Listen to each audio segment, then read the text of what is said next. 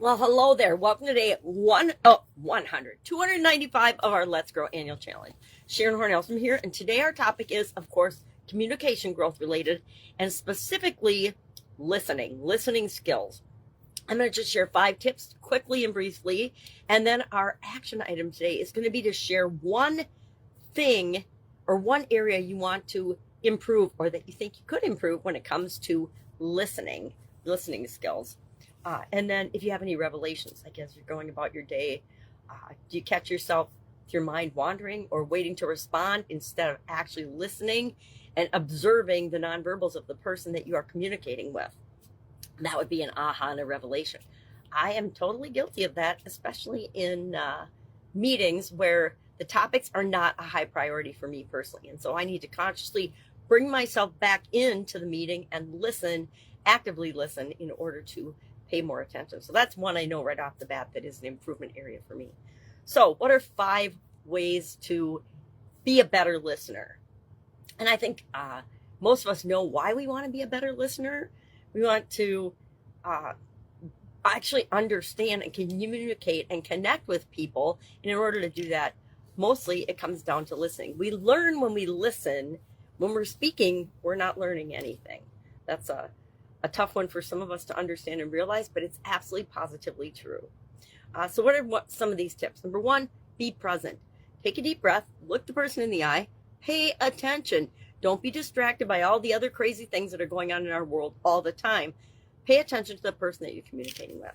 Secondly, don't interrupt. This is a huge one for me personally and for my family. I always want to chime in and add to the conversation, even if I'm not part of the conversation. And that's just a bad habit from my childhood that I need to continually work on. Thirdly, ask open-ended questions. So many people ask closed questions. It only requires a one-word response or a yes or no answer, either this or that. And we get into this lockstep where we're not really communicating about anything important, and so we don't have to listen because we're just kind of marking time as we go through different situations in our lives. And I think that if we ask open-ended questions and we actually really care about the person that we're communicating with and the response that they give, I think that we learn everything we need to know about any person, any customer, any relationship, just by actually being present, paying attention, asking open-ended questions. Fourth, we want to reflect and clarify, make sure that we understand what the person is saying and what they're communicating. I can't tell you how many times a day I am part of or listen to conversations that aren't matching up because one person is saying something, the other person is hearing something else, and they're just not on the same wavelength. But if both of them, just me included sometimes, just stopped, paid attention, took a deep breath, and listened, we would know exactly what's going on. And finally, my 5th tip for today, not step, is to practice empathy.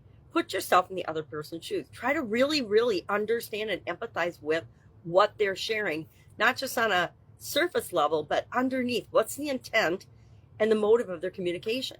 What are they trying to accomplish? Sometimes people are just trying to accomplish a win for themselves, so they'll battle and argue about things that they actually don't even care about. And so you want to find out, well, do they just want some attention and want to have a conversation and want me to be present? Or do they want me to do something? Do they want me to change my mind? Because pretty much we never change anybody's mind about anything. It's up to the individual, and it's up to me or you to change our mind about anything. Nobody's going to usually manipulate us into that, although there's a lot of that going on in the world. So, listening skills. I think this is one of those areas that I will continue to work on for the rest of my life, because I think it's so important, and I don't think that I always know I could be a better listener. So that's it. That's our topic for today. Listening. Pay attention to how you listen today. And for somebody with visual challenges, you would think that I would really hone in on my auditory and listening skills. And so maybe that's something that I'll work on at the end of this month as part of our growing process. All right, if I can help in any way, ask. I'm listening. And I will, of course, be with you tomorrow.